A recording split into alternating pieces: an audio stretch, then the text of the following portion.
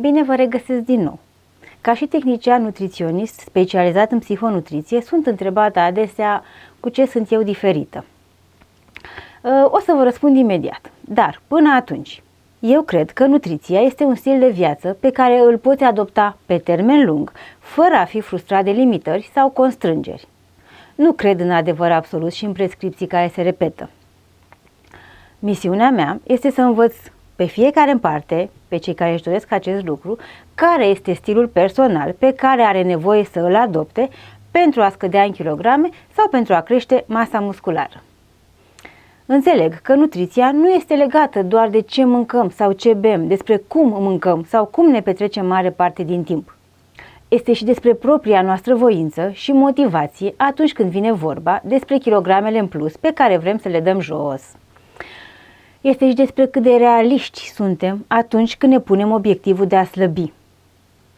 E bine de ținut minte că pielea are nevoie de timp să poată reveni la o formă care să ne mulțumească în ceea ce privește numărul de kilograme pierdute, iar pentru asta ea are nevoie de susținere, un consum de apă mai ridicat și remodelare.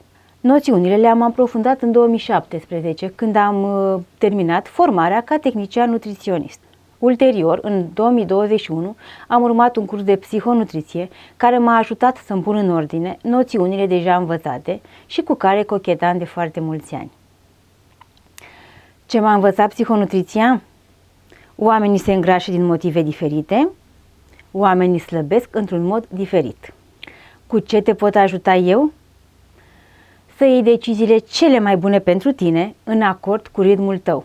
Te ajut să-ți identifici și să-ți stabilești strategiile prin care să ajungi la obiectivul dorit.